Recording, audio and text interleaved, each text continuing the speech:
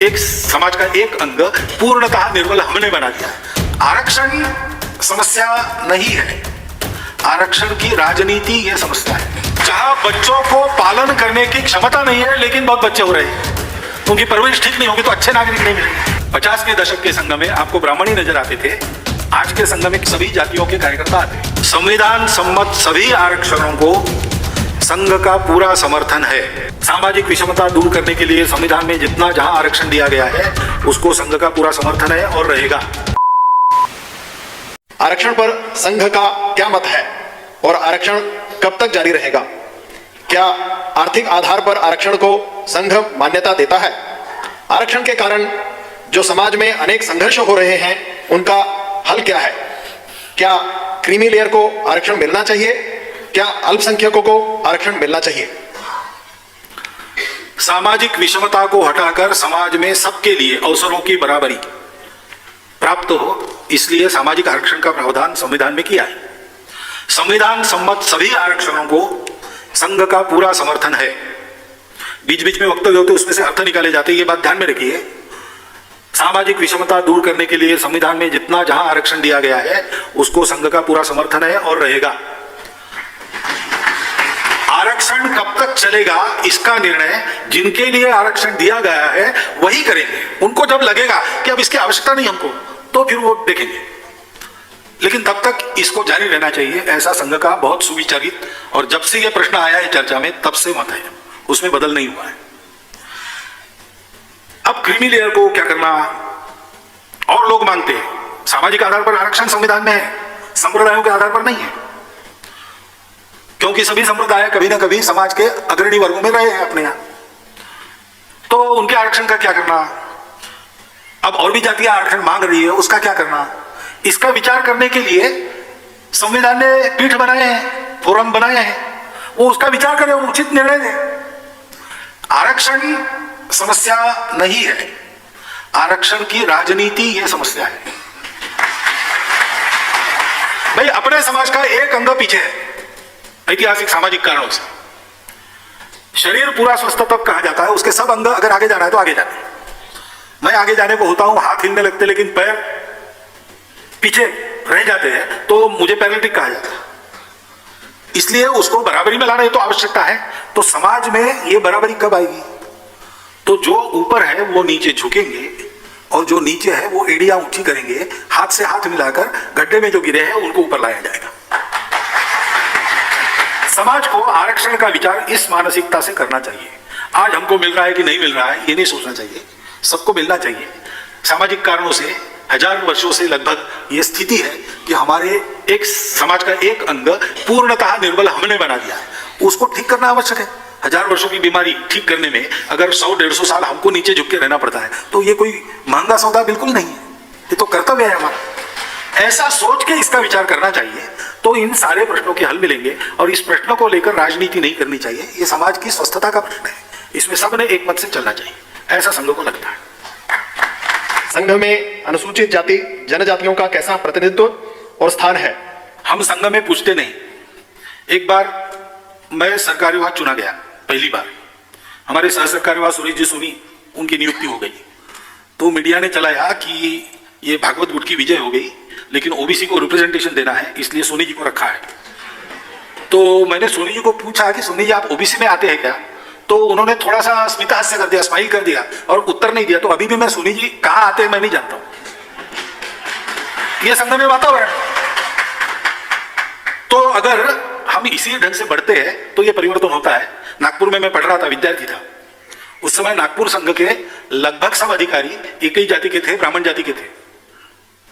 लेकिन मैं नागपुर का प्रचारक बनकर 80 के दशक में जब वापस आया तो जगह जगह जितनी बस्तियां थी उस प्रकार की कार्यकारिणी बनी थी।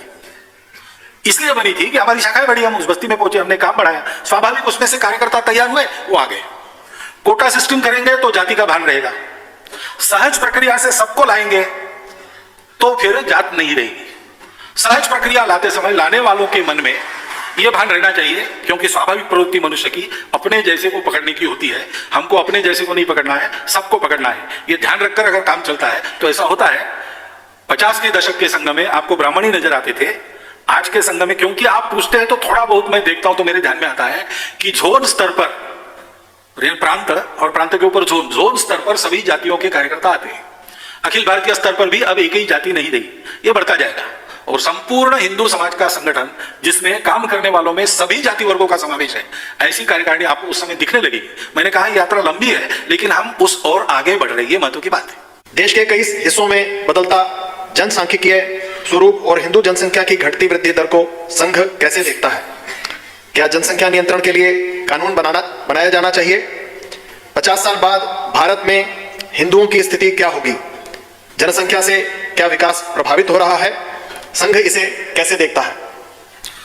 संघ का इसके बारे में प्रस्ताव है, उसी का वर्णन मैं करता हूं। जनसंख्या का विचार जैसे एक बोझ के रूप में होता है, क्योंकि मुंह बढ़ेंगे तो खाने को देना पड़ेगा, रहने को जगह देनी पड़ेगी, पर्यावरण का उपयोग ज्यादा होगा तो है, लेकिन जनसंख्या काम करने वाले हाथ भी देती है।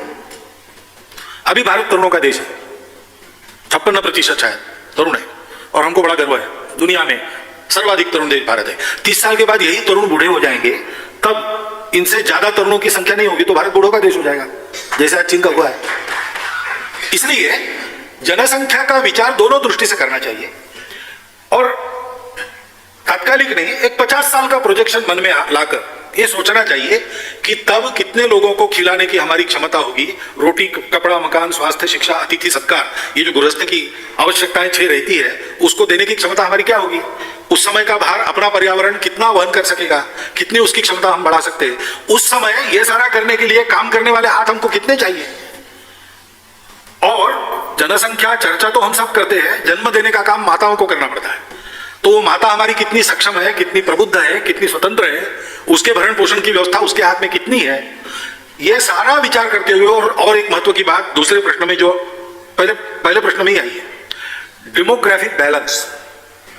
अब हम इसको माने ना माने, ये महत्व की चीज तो सब जगह मानी जाती है, इसकी बात न करने वाले भी लोग हैं लेकिन वो भी इसका महत्व तो समझते हैं। तो डेमोग्राफिक बैलेंस भी रहना चाहिए, इसको ध्यान में रखकर एक जनसंख्या के बारे में नीति हो। अभी नीति है 2.1 संतान का वो पुरस्कार करती है, लेकिन फिर एक बार देखा जाए ये सारे अंग उसमें विचारित है कि नहीं, सुविचारित है कि नहीं, अगले 50 साल तक की स्थिति की कल्पना हुई कि नहीं, और वो नीति बने और उस नीति में जो तय होता है वो सब पर समान रूप से लागू किया जाए, किसी को उसमें से छुट्टी ना हो। जहां समस्या है वहां पहले उपाय हो, यानी जहां बच्चों को पालन करने की क्षमता नहीं है लेकिन बहुत बच्चे हो रहे हैं, उनकी परवरिश ठीक नहीं होगी तो अच्छे नागरिक नहीं मिलेंगे, वहां पहले उपाय हो। जहां ऐसा नहीं है वहां लागू तो करना है सब पर, उन पर भी, लेकिन थोड़ा बाद में किया तो भी चलेगा। लेकिन यह कानून बनाकर लागू करने से स्वीकार करेंगे लोग, ऐसा नहीं है। मैं स्वयं 1 साल सरकारी नौकरी में था और फैमिली प्लानिंग कैंपेन का वो पीक था, तो हम सब किसी भी डिपार्टमेंट को हमको ये काम करना पड़ता था। तब गांव-गांव में जाकर मैंने इसके लिए प्रचार किया है और देहातियों के प्रश्न सब सुने हैं। मन बनाना पड़ेगा, सबका मन बनाना पड़ेगा, धैर्य से सोचना, ठीक से सोचना, पूरा सोचना, सोचकर तय करना, जो तय किया है उसके बारे में जनता का मन बनाना और इसको समान रूप से सब पर लागू करना, ये होना चाहिए। उसके उपकारी होंगे, फायदे ही होंगे। और इसमें और एक बात ध्यान में रखनी चाहिए कि जन्म दर की एक बात है, अब हिंदुओं का जन्म दर घट रहा है या बढ़ रहा है, जो भी आप कहेंगे, इसके लिए नीति जिम्मेवार केवल नहीं रहती है, तो सोच भी रहती है। उचित सोच क्या हो परिवार में संतान, क्योंकि संतान कितनी ही ये केवल देश का प्रश्न नहीं, एक एक परिवार का भी प्रश्न है, तो उसका संतुलित विचार कैसे करना, इसका भी प्रशिक्षण समाज को मिलना चाहिए। लेकिन दूसरे 2 बातें हैं, डेमोग्राफिक इम्बैलेंस मतांतरण के कारण भी होता है, घुसपैठ के कारण भी होता है। मतांतरण के बारे में मैं भूल चुका हूं, घुसपैठ ये सीधा सीधा अपने देश की संप्रभुता को आह्वान देने वाला विषय है, उसका कड़ाई से बंदोबस्त होना चाहिए।